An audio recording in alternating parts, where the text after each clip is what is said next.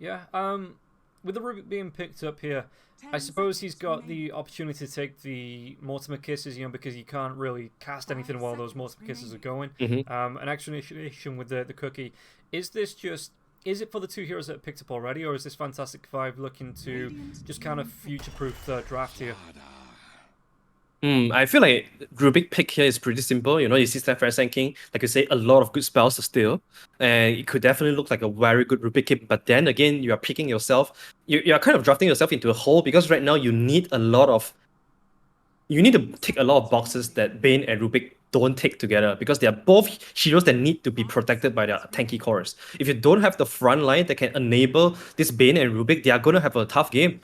That's why we see for Gambit Esports right now, they are picking another Blink initiation hero for themselves. Slada Sanking is going to be really hard for them to play these backline squishy heroes because you're always facing against two types of initiation from two different angles, and it's really hard to play that way. And for Gambit Esports, they need to pick something. I think it's going to be easy for them because they have Sanking, Slada, two heroes that just set up a fight so easily and enables your core hero to just come in and get some quick kills. So heroes like PA, heroes like Spectre could be looking very good here for Gambit. Yeah, and they pick up the Enchantress, so that's some little bit of extra damage and control coming through with the slows. Looking at this hero now as well, do you think this is going to be the position 4 or the position 5 Enchantress? Like which because I suppose we don't see the carry coming out from Gambit just yet, but is there a lane you prefer this hero to be running? It depends on what kind of carry the Gambit wants to run. Because Enchantress is the kind of hero that protects a weaker carry, so someone like a Spectre. So if they want to go for that route, I can definitely see it doing very well. And also, if they want to go for aggressive carry hero like a PA, it could definitely synergize a lot with the Enchantress because Enchantress gives a lot of killing potential. And in terms of what role he's going, I feel like this is going to be the Snapfire and Slada lane pretty potent, I would say. Yeah. A lot of armor reduction, a lot of chain stuns as well. But Fantastic Five, they react with this Bat Rider, most likely gonna be the Bat Rider mid, which is really good against all these slow heroes from Gambit side.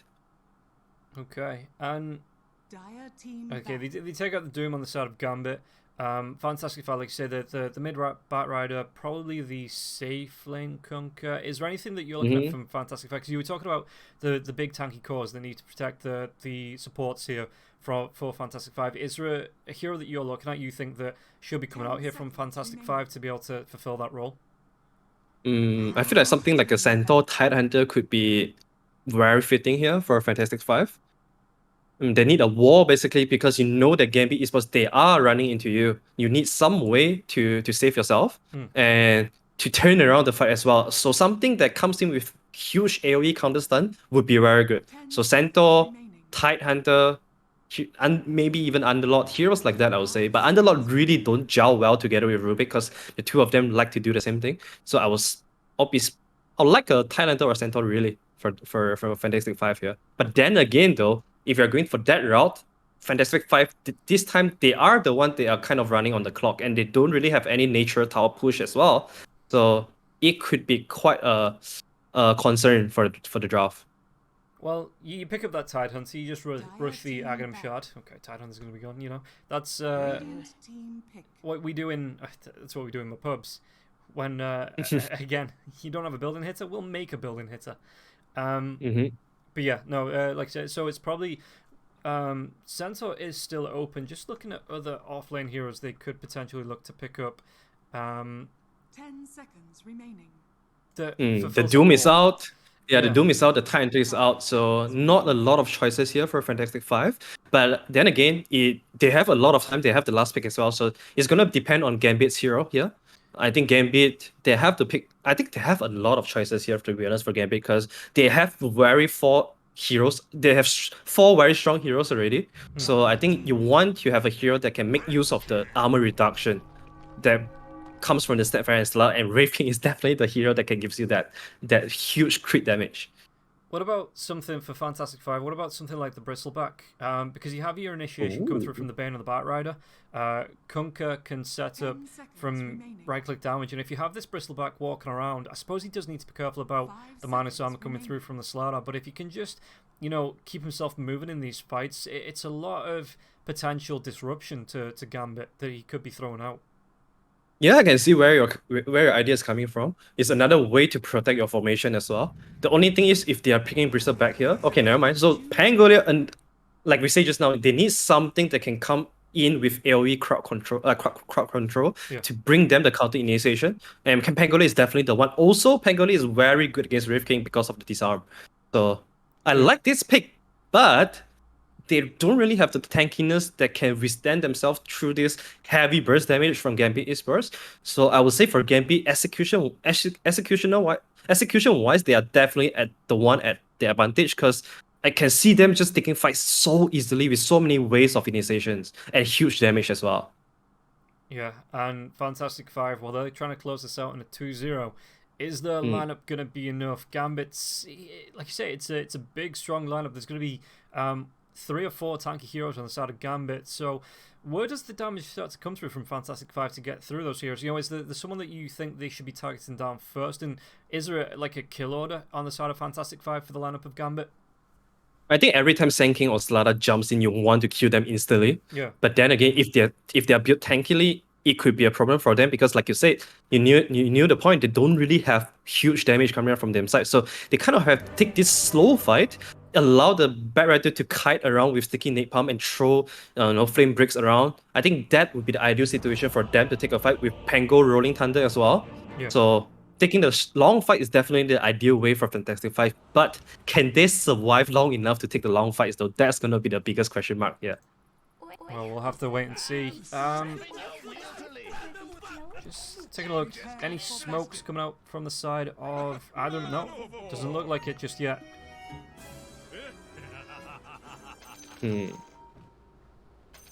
So, yeah, moving out. It looks like we might not see the first blood that we saw in the last game, with Pantomime stepping up a little bit too far, especially on this Enchantress. The Enchantress is an interesting one as well. Me and Wingblade, we've talked about this pretty much every time the hero comes out, because of the way the Enchantress acts, you know, having the save with the Nature's Attendants. Is there a specific build that you're looking for here for the Ench, or do you think he's going to go more for points into the Impetus? You know, how do you think that Pantomime's going to try and build this hero up in this game?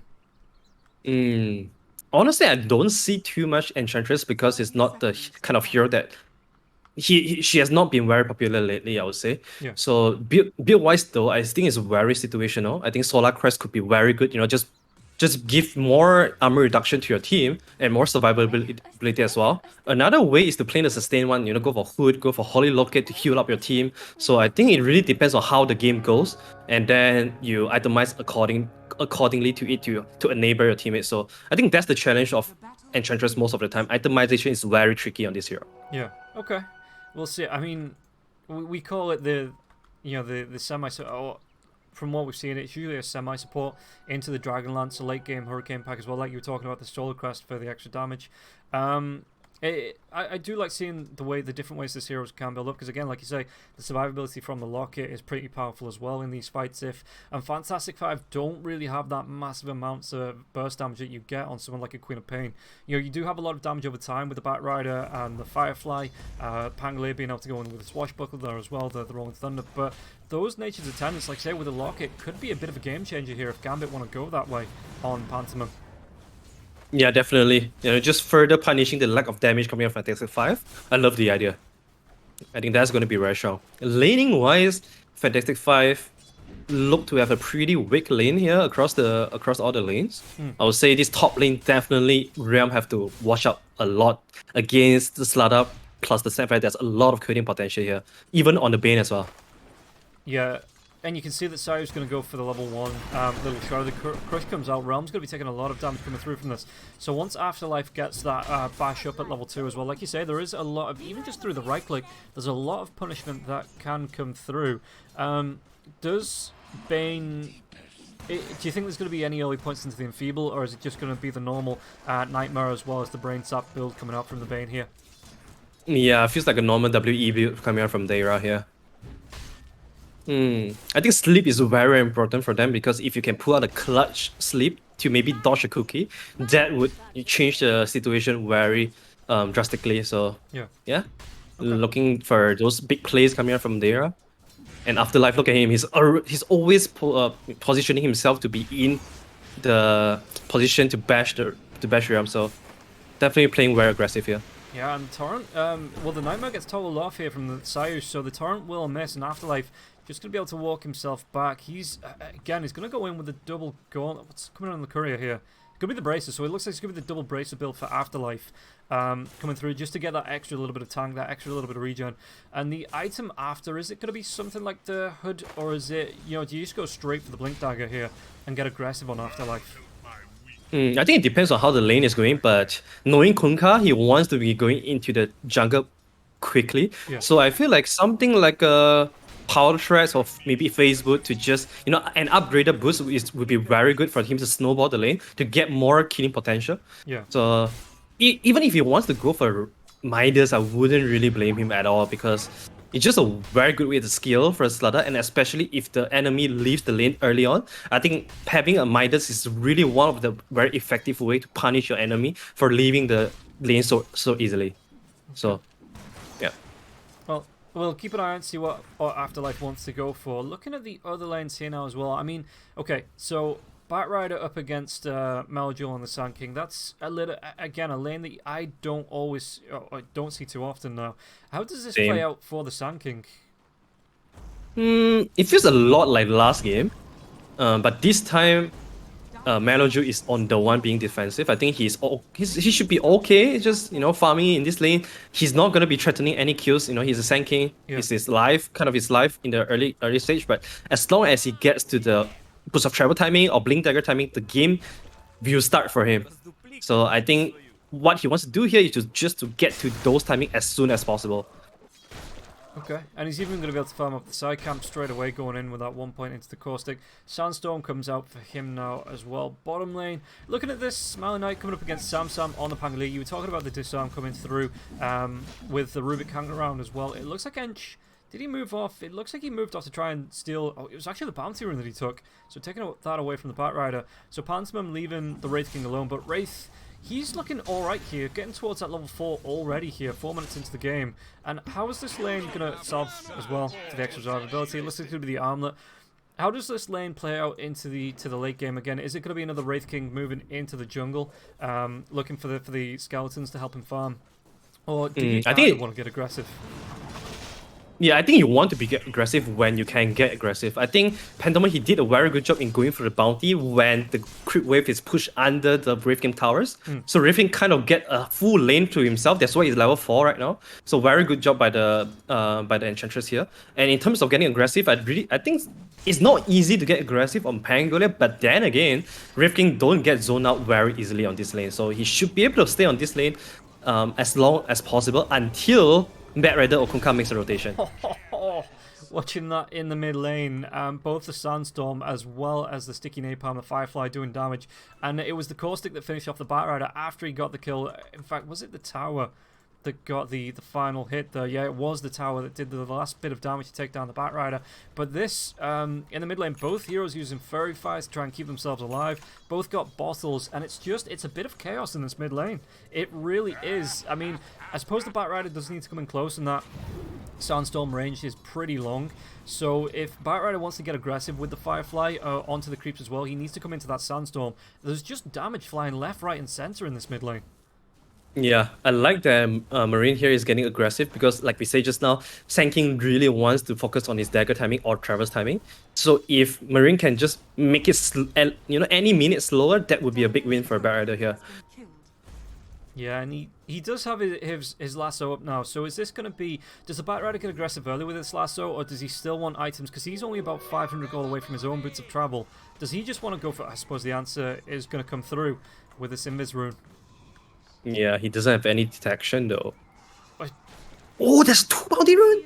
He's going to wait. Juicy. Yeah, seeing that the Sentry comes out now as well. Epicenter's being channeled. They're going to go into Burrow Striker now as well. The Cookie comes out for that extra little bit of stun.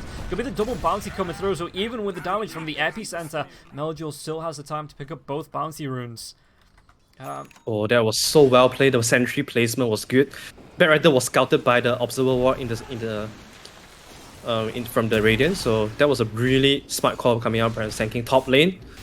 you can see, yeah, the Afterlife, the cookie comes out, they're going to be able to get the Sun onto the Bane, and that was interesting that Fantastic 5 didn't knew that Afterlife was on his own because Sayud moved off into helping out the Sand King, so they tried to make a move onto Afterlife, and Afterlife just stood and took it and was like, come at me, bro, I'll 2 versus 1 you. Sayud moves back into the lane, and they get the kill onto the Bane. Yeah, that's the power of the power trade coming out from Slada. It's really effective when it comes to trade hits, especially early in the game. With the help of the Snap Fairy, they can always threaten kills. So I would see this Kunkka moving into jungle very, very soon. But then, unlike last game, there's no stacks for Kunkka this game. Because Bane, he has to stay on the lane to protect the Kunkka. He doesn't have time to go into stacking. So, and once again, that's the power of the Snap Fairy plus Slada. Just a lot of potential for kills and a lot of stress. And the bottom lane as well, it's going Wraith King's way. 46 last, it's 3.5k net worth, and Rubik trying to do the best, but Pantomim's got it. Even if he gets fade bolted himself, he's got the Wildling Ripper to chase down onto the Rubik. He's got a lot of aggression. Marine's going to be moving into the river, maybe looking for this rune's coming up in the next 5 seconds. Let's see which side it comes up at, if it's going to go the way of the Batrider or Sand King. Nope, it's going to be the Illusion Rune, so going the way of the Bat. Going to be fine with that. But you can see that the Wraith King, like you're saying before, that he's fine just being left alone on this lane. Samsam keeps coming up. He's got the 3 points into the Swashbuckle, 2 points into the Lucky Shot. But Knight just says, well, if you disarm me, I've got a Wraith Fire Blast, I've got skeletons I can pop up. You know, I've got all the utility in the world just to carry on getting this farm. Yeah, and I like his build as well. Do you notice that he went for 3 points on Mortal Strike? Normally, you go for more points on Vampiric Spirits to get those skeletons charges for you to push towers or for you to farm NC, but for Smiling Light, he doesn't care about that at all. He wants to just stay on this lane and pressure Samsam out of the lane. That's why he built the early phase build as well. So I'm liking this decision a lot. You have a good advantage on the lane. You don't give it up. You push forward to it. You snowball it, and that is what Wraith King is trying to do here. Yeah, and I suppose with the skeletons coming out, crit onto Samsam now as well.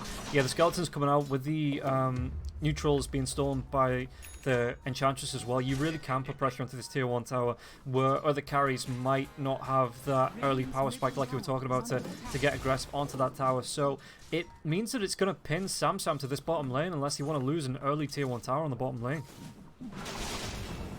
Rolling Thunder's going to come through from him now as well. Marine's going to be close. Are they going to be able to go into Knight? Knight, he's level 7 though. He's got a point into the Reincarnation because it looks like the Enchantress. He's going to go with the Wraith Fire Blast now as well. So that Rolling Thunder carries on. So he's keeping himself down now as well. Are they going to be able to do anything about this now? They do get the pop onto that Reincarnation, but Pantomim moves himself down. He's already used the Enchant. Clap comes out onto the Batrider. Batrider still has that lasso. I think we'll be able to do anything else with the telekinesis. The cookie comes out and Pantomim going to get pretty low while the one saving his life. The Flame Break, is it going to be enough? It picks up the kill. Cooks the deer.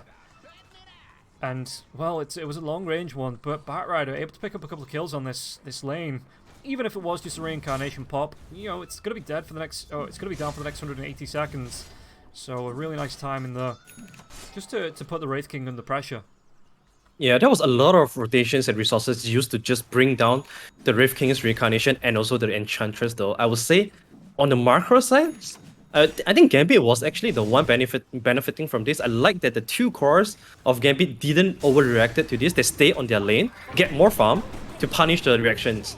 Yeah. Well, the clap comes out and Pantomim does get the kill. Flame Break onto Melojule. Do they have the reveal? The lasso comes up, but he's going to be in the Sandstorm. A lot of damage there onto the Batrider. He will get the kill onto Melojule. X marks the spot into the bow. They're going to put everything onto this Snapfire. Gets punished for even just being close. Pantomim going to try and chase down onto Marine. The TP comes in from Smiling Knight's not going to be able to get the Wraith Fire Blast, and Marine will be able to get himself away with the move speed of the Boots of Travel. Kunkka. Realm's just sitting in the mid lane, getting the farm with the Tyrant here as well. Are they going to be able to do the damage? It looks like they're going to be able to get the stun off onto the Bane. Bane tries to turn that one around. Revenge kill comes out, split by the tower and the creeps. But yeah, no, good rotation through there from the Batrider just to react. Yeah, Slada does not want to move at all from the top lane because he has gotten a very snowballish lane. Oh, Melojule!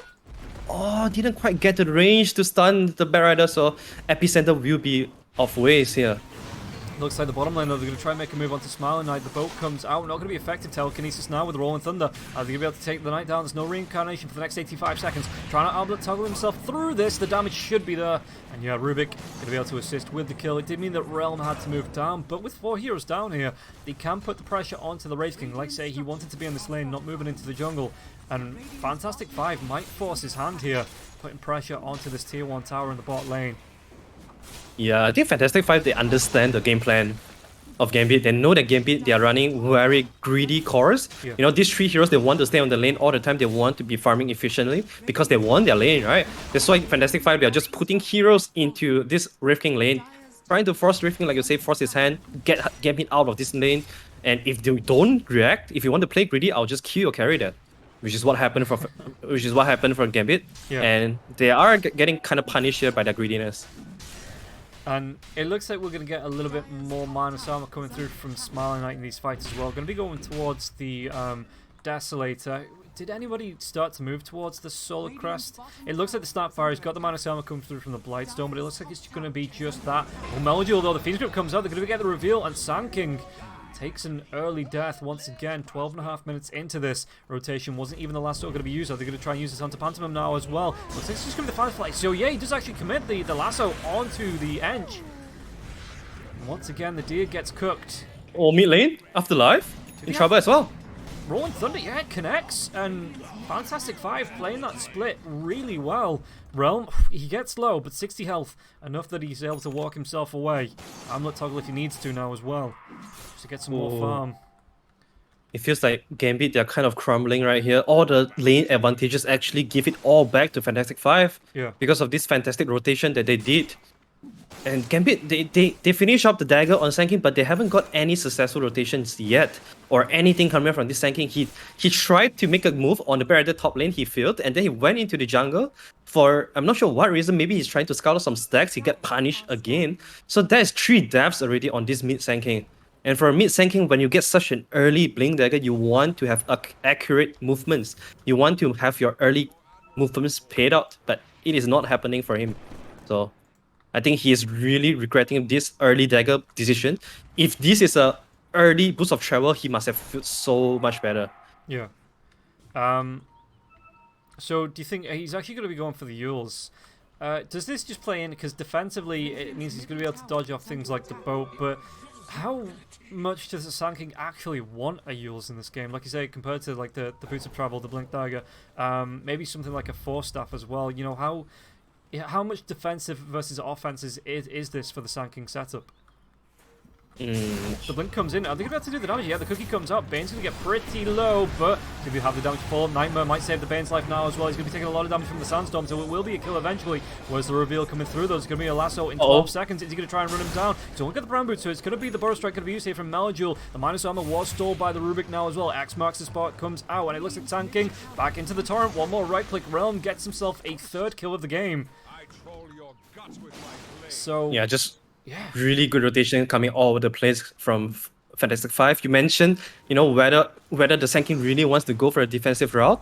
I guess that's because, oh my god, I just can't get to my point because Fantastic 5, they are doing everything so quickly. And Encher just forced to end the mid lane. They're just playing with their numbers very, very, very well right now.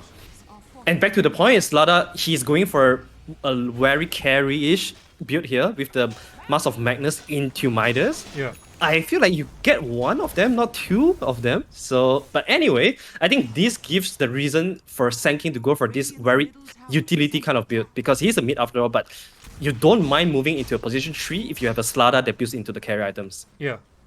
And I was going to ask you about that going towards, I suppose they have the initiation from the Sand King and Sai can follow up, so, backline, so they're going to be able to get the initiation onto Slada. Slada gets taken down, good 3-man bonus strike into the epicenter, multiple kisses to follow up, so this could be a really nice turnaround here with the right clicks coming out onto Marine. Marine's going to be able to get himself away from Smiling Knight. It looks like it's going to be the TP from Sambo on the back line, so the Kunkka wants to carry on going in here. One more right click takes down the Sand King, and that's going to be a couple of return kills going the way of Fantastic 5. Even the Pigpole going to be used, so the Kunkka going to go wee all the way home.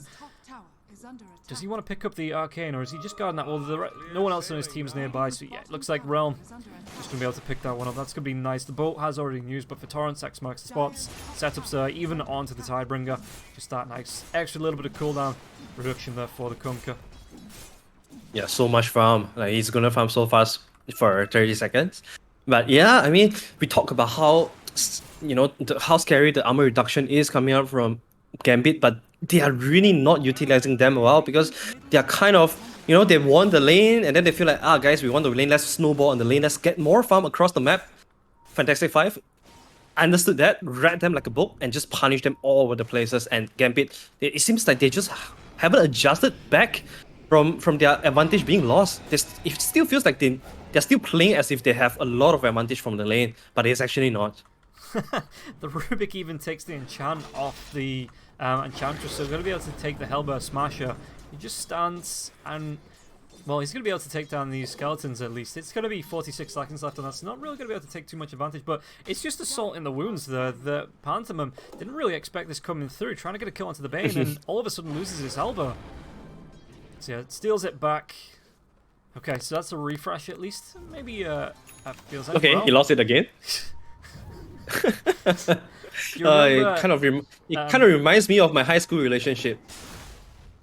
Go on. Lost a girl, get it back, lost again. Okay. I was thinking more like Dietide, where you just have the Chen and the Enchantresses and the Beastmaster stealing creeps from each other, but, if... That sounds like a really rough high school experience as well. Yeah, let's not go into that. Let's not go into that.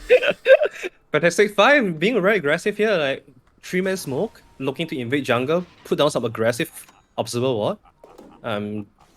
Try to choke out Gambit here and just lay down the foundations for them to invade jungle again, or to take successful fight after a few minutes. Okay, and the mid lane, well, Melduel was that revealed. Sentry ward does go down. The Tidebringer doesn't do enough damage. Melduel was able to get that blink away. The Flame Break's actually just been onto the creeps now. He's going to try and go here on the Batrider. Doesn't look like it, but yeah, you can see it, like you're saying, there's Fantastic Five moving as 5-4-5, and it just forced Smiling Knight. He wasn't aware of where everyone was on the map. It just forced Smiling Knight back from this top lane. He had to TP back. X-Master spot comes on to Melduel, though. He is going to be able to get off the boat. No, he can still get drugged back. It's going to be a long one on that. X marks the spot. So the Yule Scepter maybe not being timed just as well as it could have been. Yeah, he used it too early, I think. That was the first use appearance as well, and it didn't go very well. And with this death, Fantastic Five, they are able to just walk into the triangle once again and just completely choking Gambit out of their own base. Afterlife. Look at this as well. Yeah, he's going to be pushed back by the Flame Break. He's trying to get himself to the river. The lasso comes out after the Firefly's already stacked those sticky napalm charges as well. And he tried to get the crush up mid lane. It doesn't matter. We'll come back to that in a little bit. It's looks like they get the Torrent out onto the Smiling Knight. Wraith King, though, just have the reincarnation. They take him down the once. Can they do it twice? Well, all 5 heroes from the side of Fantastic Five stacking up. Pantomime trying to do his best. It's going to be the reveal with the Fiend's Grip, and they've got nothing to cancel this now as well. Multiple kisses are going to be used, but Saus are really darn low. If anyone steps up to him, one right click could be enough to do the job to kill him off. And Melduel just teasing the epicenter, but won't actually throw it out. But yeah, just going back quickly to the kill onto Afterlife, you saw the crush come through, and the Batrider was just quick enough with the Windlace, with the Boots of Travel, just to move away from it while the animation was mid-animation, and then he just followed up with the Sticky Napalms, the Fireflies, the Lasso to make sure that Afterlife couldn't run away. And it looks like like you were talking about Gambit, they did all right in the lanes, but every time that a fight breaks out now, Gambit are just being absolutely bullied. Yeah, and Melduel is in deep trouble as well, and Marine is looking for him. Firefly was off, though. Yeah. It's just too tough for Gambit right now. They need to pick themselves up again, just try to come together and think what is the strength of their draft. Yeah. The strength of the draft is that they have multiple waves of initiating. They could put someone in front. They have the best bait in the game, Wraith King. For them to just bait it out, wait for Fantastic Five to jump on that, and then counter initiate with the big epicenter brawl strike. They could do that. It's just that they are not coming together to do that, because every time if you look at them, they're getting picked off, and there's no one beside them at all, because they're all just splitting up to farm on their own. It's starting to turn into like a pub game. Yeah. And you can see that you were talking about the initiation coming through, but Slaughter's being forced to go back for a BKB. Smiley Knight after the Desolator's being forced to be going for a BKB. So these quick blinks that you usually see on the two heroes not coming through here, and it is looking like the initiation is being relegated just to Meljoul. And Meljoul, every time he goes in, he just gets caught out and killed off. Even with this heals, we talked about the time on the heals, maybe just a little bit too quick things on that, but it means that even if the heals comes out, if there's no X-Marks to spot or no boat being used already, they can set up for this. And Fantastic Five even get themselves a Roche out of this. They're going to try and go. The initiation side is still close.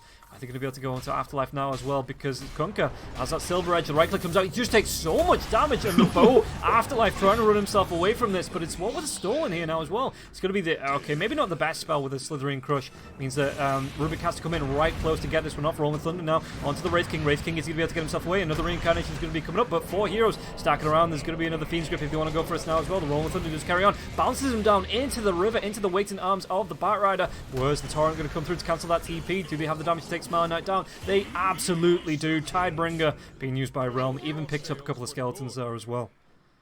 Yeah, I kind of feel like Gambit, they are just splitting up a little bit too much right now. They are actually not that weak. You know, you look at the Q score 8 to 19. Yeah, it doesn't look pretty, but net worth wise, Fantastic 5, they are only 3k. They are only 3k ahead.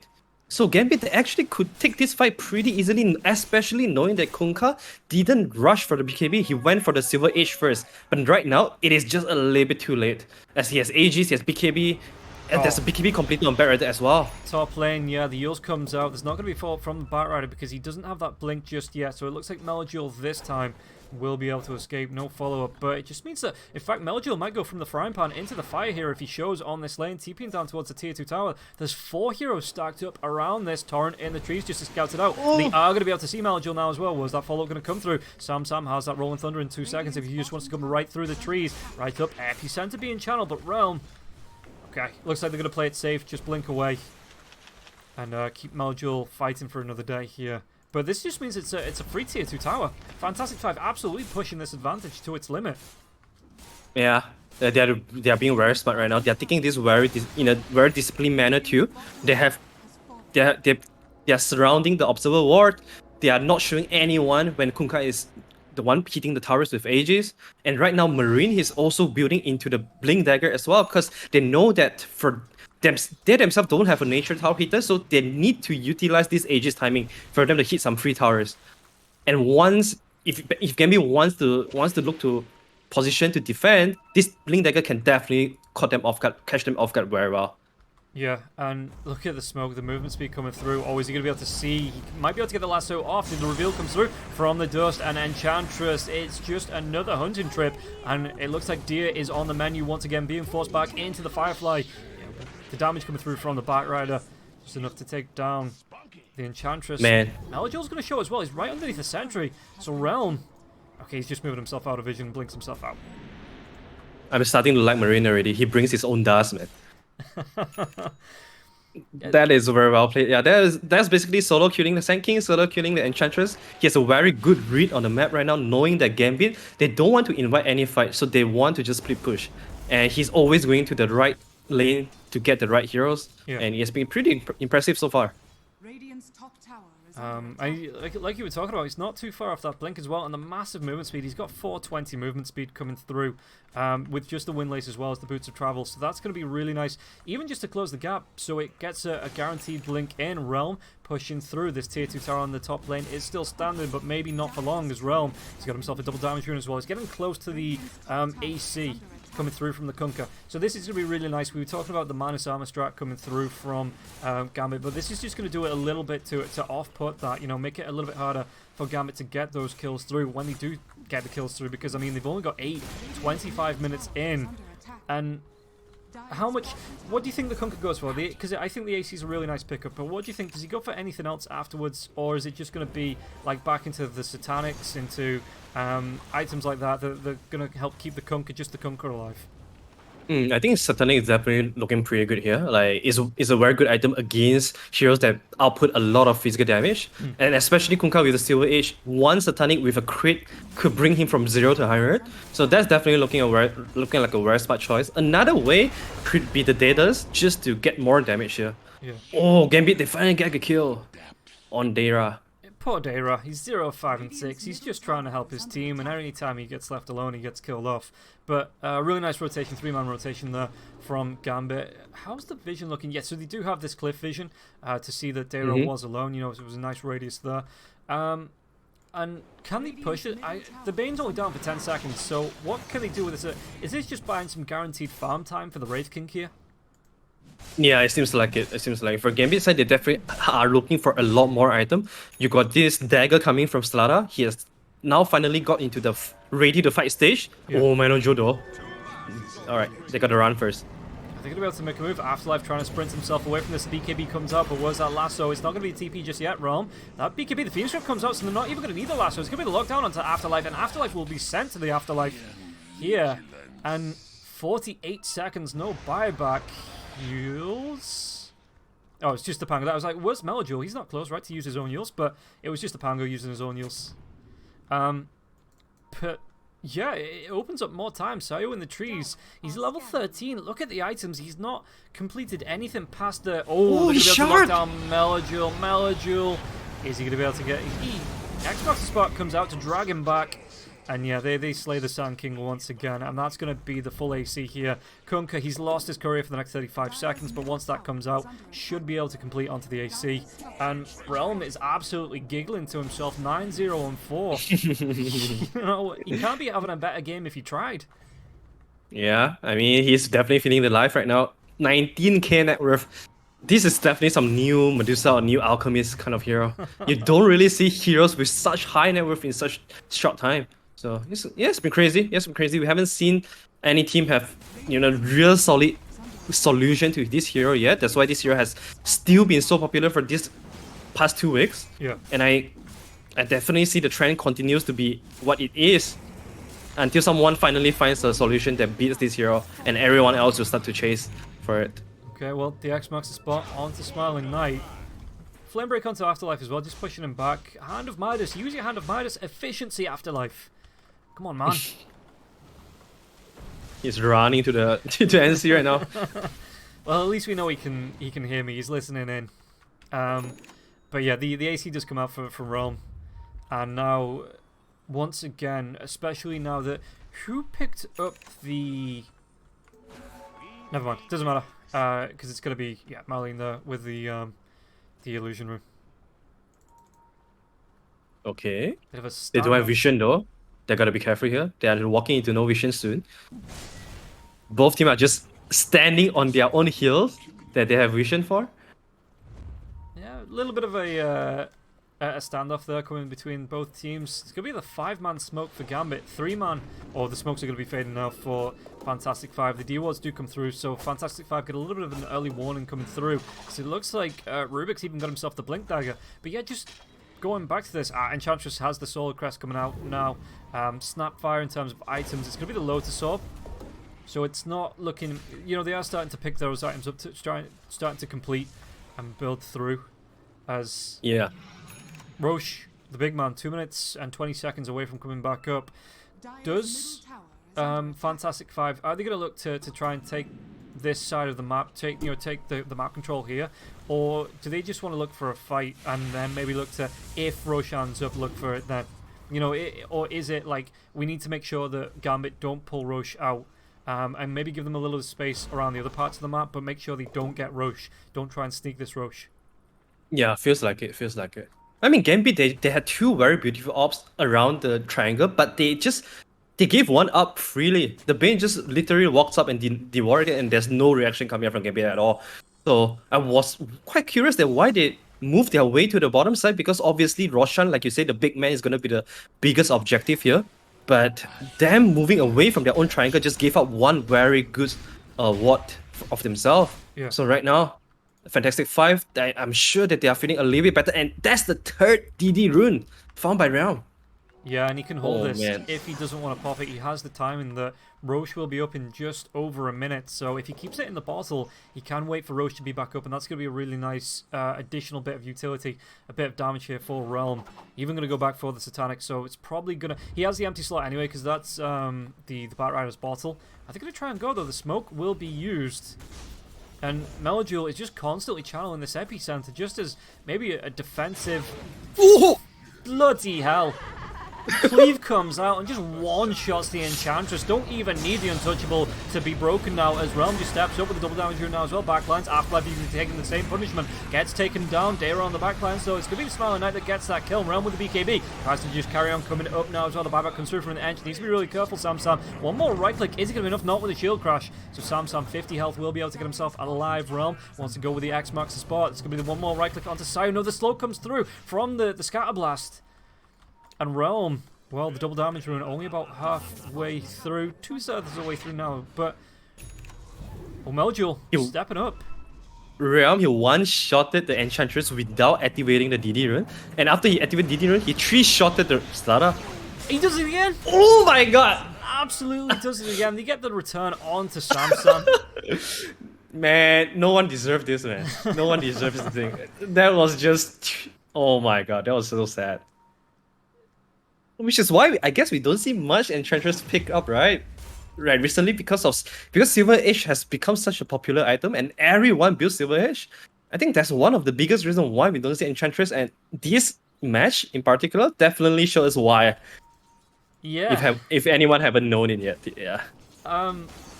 Realm is just like you say, they might even be able to go into the Sun King now as well. The Bow Strike does come through. The X marks the spot. The Yule Scepter, so the bow gets thrown out. The Yule Scepter though will keep him alive as Roche scouted out by Fantastic Five. But yeah, Ench with what is it, 1.2k health needs to be buying way more fluffy hats to try and survive through this single right click of the Kunkka. Yeah, and it's just so hard to see coming as well. Like this Kunkka is always on Silver Edge. So for Gambit to really not die to this Kunkka like that, they have to always stay in the sentry range, which in a way limits the area that they can go to unless they put down a sentry everywhere that they step on. Yeah, which is a big financially pressure for the supports, because they are already not having a very good game, and then you have to buy so many sentries. It's just so pain. I feel like this is my fault as well. Why? As the game started, I talked about how there's not really a lot of burst damage to kill off the Enchantress. You know, should be able to always get those Nature's Attendants off and get the heals off. And you know, the Kunkka then just starts to walk up, and he's like, well, you know, I'm going to prove you wrong. And it only took him about 25 minutes, but he's just absolutely decimating Pantomime every time he comes up and shows himself here. So yeah, Pantomime, I put my hands up. This one's on me. I apologize. I put the caster curse on you right from the get-go, and you're being punished for it. Yeah, Realm is like, hey Rob, look at this. Bam, he's gone. Bam, and the Enchantress is gone. That's a lot of damage coming through. And he did it twice. He did it twice as well. And the thing is, as well, Pantomime can't even get close to this Roche pit, because if the Tiebreaker Cleave comes through, then it's going to happen once again. Oh, Mali with the BKB now is going to be able to get the last two onto the Sun King. The bow, he finishes him off. Realm gets himself a double kill to start this fight off. Buyback now as well. It's going to be the Wraith King though. He's caught out. He's already using the Reincarnation. Fiend Grips comes out into the Wraith King with a right click from Realm. Realm is going to be more than enough damage to get, well, 2 buybacks and a kill onto the Wraith King. So they want to chase even further. Lotus Orb comes off the Snapfire. Snapfire cancels the TP because he's still got the Mortimer Kisses. Crush comes out. They might be able to take down the Batrider. Batrider Gem is going to be on the deck. He has the buyback if he wants to, but his job is pretty much done here. They're getting another kill onto the Sun King. Sun King, no buyback on the Wraith King, no buyback on the Sun King. He already used it in the last fight. They're going to try and chase into Pantomime. Do they have the vision? It looks like it's just going to be the Torrent connects, stops the TP, but Pantomime gets off with a warning this time, as Fantastic Five just move themselves back into the Roche pit. And it would be a pretty free Roche for them. Shard on the Pangolier as well. So I think he already had it. He already had he already had it. Yeah. So it's going to go the way of the Kunkka. So the Kunkka going to have that tidal wave. Oh, this is just going to make things even worse for Gambit. Because they just have, what, 2 BKBs right now, and they are pretty low already. And the tidal wave is really troublesome for all the supports. If it, you know, the supports are already struggling, they're just gonna struggle even more right now on Gambit's side. But then again, now is the biggest challenge for Fantastic Five. How do they go high ground? Their heroes are not designated to siege high ground at all, so they always have to take successful fight outside of the base, which is where the Batrider, the Bing Dagger, really comes in handy. Yeah. I suppose with 0 deaths, 15 kills. Kunkka and an Aegis. Kunkka might not be too scared about going high ground, and you know, we'll wait and see how he plays this one, how Fantastic Five play this one about. Because I mean, you've got to watch out. Like there is some good high ground defense coming through from the Snapfire here, from Melojul when Melojul's alive, if he's alive, through this defense. And yeah, okay, so it's going to be hard or it's not going to be easy for Fantastic Five to step up to this high ground. But if they get a good couple of kills, a good couple of key kills, it is going to look a lot easier for them. They have the control, like you say, with the Batrider being able to jump in, get that lasso off, and then no force staff, so it's just going to be having to huff it out, and just use his wings to fly himself out with whatever target he catches. Dara with the control of the Nightmare, the Enfeeble as well. If you throw that onto the Wraith King, he's only really got his skeletons that he can rely on for... Oh, well, let's see what happens here. The cookie comes out. What was stolen here? It's actually going to be the little Shredder. So that's going to be some minus armor going the way of Fantastic Five. And a nice kill there as well. Yeah, this is turning into a cat and mouse game. It really depends on who is the first one getting impatient. For Gambit, as long as they just chill down and turtle this out, I think they will be able to survive through this Aegis timing from Kunkka. Is only 2.5 minutes left. But then again, Fantastic Five, they are not in any hurry to go high ground just yet. They are not positioning themselves or preparing themselves to go siege high ground or go high ground. They know, and they are very clear with the understanding that they have to kill people outside of the base. So whether or not they can find them is gonna be up to their execution. But if you look at the 3 heroes outside of Gambit base, they are all split up. Yeah. They are all getting some farm that they can in this very tough situation, and they are all saving buybacks too. So they are prepared for this high ground defense, I would say.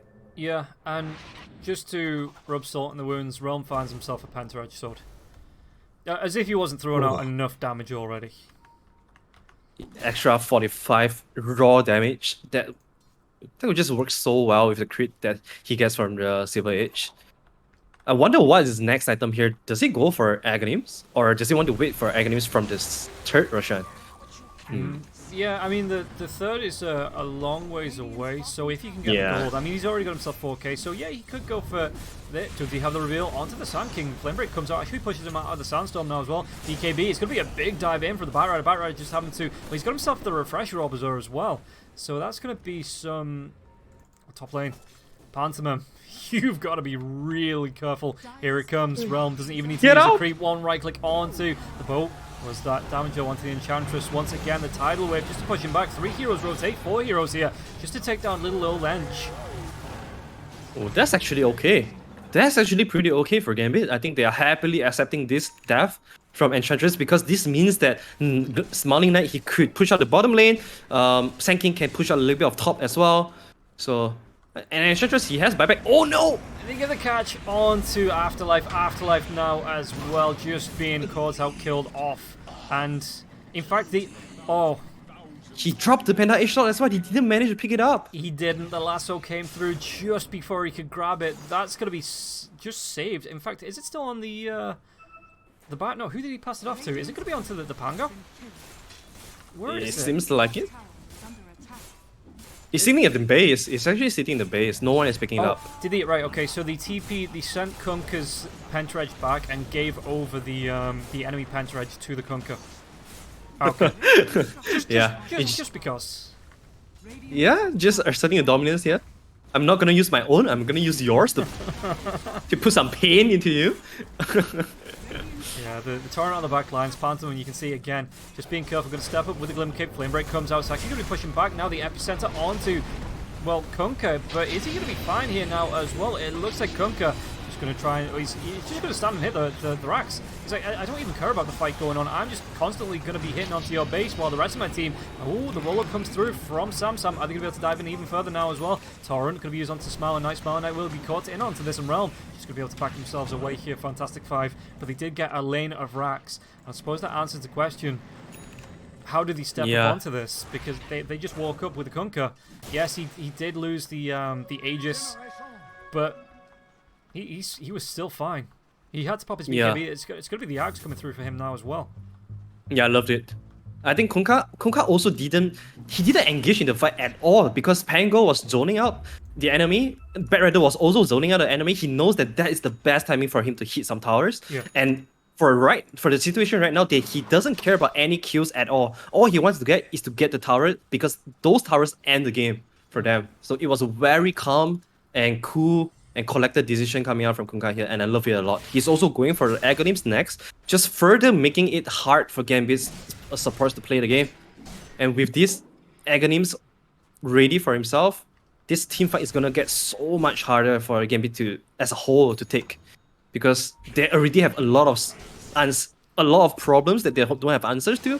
With these Aghanims, it's just making everything even harder. Does he? Do you think he buys out for this, or do you think that Fantastic Five are just going to play it safe just in case they do lose a team fight? Because I mean, even if they lose a team fight, they're seeming to take the fights around Gambit's base. So no, okay, so he does just buy out for the Ags blessing there as well. Okay. And I mean, he's a chat right now. Yeah. Just because he can.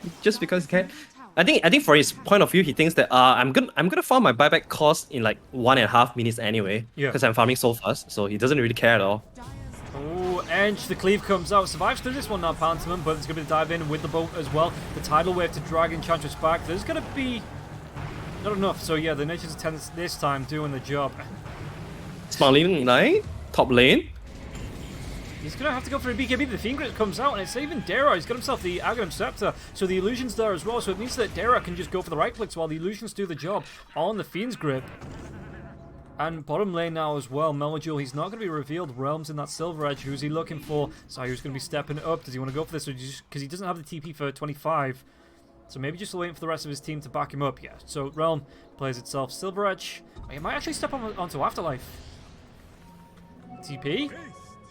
I think to disrupt this, they didn't have vision. He had the Glimmer Cape TP out. Meanwhile, Afterlife has to use that BKB. Was that last? So it's going to be already used. So Afterlife, the refresher orb gets used, and Slaughter going to be dragged back. He thought he was safe to go back, but it's not going to be there now as well. Slaughter, he gets killed off once again. Yeah, that was a clutch refresher orb. I've realized this trend that more and more heroes are picking up this early refresher orb now. Yeah. Like you see Mars picking up the refresher orb, Razor, now Batrider as well. It's just looking to be a very strong item that is very commonly picked up, and it just makes the game so much easier as well. I believe yesterday Tundra was the secret that's, Skeeter played 2 Faces White game, and he went for this very early refresher orb as well. Yeah. Yeah, because the mana cost isn't too bad coming into the late game when it's only 300 mana and you're looking over 1,000 mana now as well. Look, Enchantress might be looking at a death as the Rolling Thunder continues to connect, and yeah, Realm will pick it up here now as well. He's already level 28, so he has the Ghost Ship fleet coming out, and it just, again, Ghost Ship fleet as well as the Tidal Wave as well as the Torrent Storm. That's just, he's seeing an entire team on his own. So he's going to be able to pick up the range racks. One more right click. Yeah, he picked that one up. He's going to be starting to the melee racks now as well. Did they want to carry on going? Roshan, it's going to be a minute, just over a minute away. And Fantastic Five might not even need that minute. They're just going to carry on going into the base. And Gambit really can't contest this. Yeah, I mean, Gambit never really formed a proper high ground defense. They're just dropping heroes here and there outside the base. Yeah. Which is why Fantastic Fight is... Alright, okay, here we go. Yep, the epicenter now as well, but the Nightmare of the Red Fire Blast and Realms are going to be able to pop the BKB, looking for the walkaway. Tidal Wave comes out, whereas that boat to follow up. It's going to be in 3 seconds, doesn't have the mana for it anyway, it doesn't look like. Now, with the Rubik stealing the Burrow Strike, it looks like Realm, he's going to go back TP with the X-Max spot, get as much mana, as much health back as he can. Even pops himself a Salve and Clarity for that extra mana to come through. And Realm, the Fountain Regen, and he just wants to come right back into the fight. And he can do. Again, level 28. If we take a look at the levels onto the Wraith King, Wraith King's only level 22. Oh, there's 6 level difference, man. And the Punish comes out now, so the Lasso, the Lotus Orb wasn't there in time. The BKB, though, are they going to be able to do anything about this? It's Afterlife just hanging himself around the back line, so it's going to be a jump in from Samsung with a roll-up. Can he go in with a Flame Break? And again, just a cleave coming through from the Tidebringer. It's going to be a lot of damage. Afterlife just barely gets himself out alive, 71 health left. And now with the Lotus Orb on the Burrow Strike, so it forces Sanking into a really bad position with that Swashbuckler. The damage coming out onto the Wraith King now as well. Impetus damage onto Samsung. Samsung's still going to survive through this now as well, but it looks like Gambit, at least for now, holding that last lane of racks. It's just so hard to kill the heroes on Fantastic Five right now. You have the Nightmare save, and you have the Rom, the boat realm as well. It's just so hard for them, and whenever they want to go in to get close to the heroes to kill them, they'll get zoned out by this huge Tidebringer. Q. So, I mean, for Gambit to take a successful fight, They're going to be able to find the crush. The Nightmare comes up from Bane. Bane's going to have that. He's not going to have anything. He's dead. yeah, they need these kind of quick kills. They need to find these kind of quick kills where Fantastic Five, they are not 5 men together. Yeah. Where their formation is already laid down. So, it's really for Gambit, they need to find a way to create chaos in the team fight. If Fantastic Five are managed to hold their formation and save each other, it's going to be such a hard fight for them. And luckily for them, once again, Gambit, they walk into the Roshan just like the last game. Yeah. They grab the Roshan for themselves. The scan comes out from Fantastic Five. Are they going to be able to get here in time? Because there's a lot of damage, a lot of minus armor coming through. So, Rolling Thunder, it's not going to be there in time. He just actually blink himself in. Who actually cares? It's going to be the Aegis over onto Smiling Knight now as well. 3 lives here for him. Rolling Thunder continues to go. The Burrow Strike once again on that Lotus of the Lasso onto the Sand King. With that Fiend Script, they're going to be able to lock down the Sand King, though, with the Wraith form coming out for the Sand King Afterlife. Going to try and race himself towards the back ride. The back line is going to be a massive Torrent Storm coming through now as well. They lock down the Slardar. Wraith King, is he going to be able to get himself out of this? The Aegis is still there. The Reincarnate was already used now as well, so that's going to be Aegis. He was looking for his Rapier there as well. Only about 400 gold from being able to complete the Tidal Wave, pushing him back from the rest of his team. It looks like they're going to be able to take down the Wraith King once again in that Wraith form. It's going to be an epicenter onto a lot of the heroes on the side of Fantastic Five, so that's going to be a good couple of kills. If he can get the Swashbuckler though, it looks like they're going to be able to take down the Bat Rider once again. Sand King, a Yule Scepter of his own, is going to try and get himself out with the Burrow Strike. Sam does he want to carry on chasing here? It's going to be a Burrow Strike taken by the Rubik. Mortimer Kisses gets used. Yule Scepter trying to keep the Sand King now alive, but one more right click. Realm, he can't get it. And it looks like Melojul was just able to get that blink away. Going to try and go for the TP. No reveal. It doesn't look like. Yeah, Realm can't follow up on the kills as the creeps in the base of the Radiant just putting the pressure in. Even without the side of the heroes and from Fantastic Five, the creeps doing work in the base. Oh, Melojul was breaking some anchors right. Oh, Realm! Fucking third time! Third time! Oh, the Daedalus damage was enough. There's going to be the Burrow Strike here onto the Kunkka, even with the Aegis to save comes through from the Rubik with that Aghanim Shard. They're going to be able to turn around onto. Are they going to be able to block down the Wraith King long enough now? As that Reincarnation once again, the right click's coming through. Smiling Knight that will be taken down the once. Where's that twice to follow up? Realm, does he want to go through? There's going to be another Burrow Strike from the Rubik. Yeah, the follow-up damage is going to be there. Smiling Knight trying to do his best to regen through this now. Is it going to be enough though? It looks like he's going to be able to get the Wraithfire Blast off and just move himself away. But once that was off, he will go down. The Burrow Strike again from the Rubik. He's landed some better Burrow Strikes than the Sand King here in this last couple of fights. Afterlife, he pops his BKB. Realm is going to go with the right click damage. The GG has already been called 43-18. No base defense going to be offered from Gambit. And yeah, we're going to take. It's going to be 2 fairly long games, but 2 absolutely action-packed games. And Fantastic Five, they take the victory. What a series!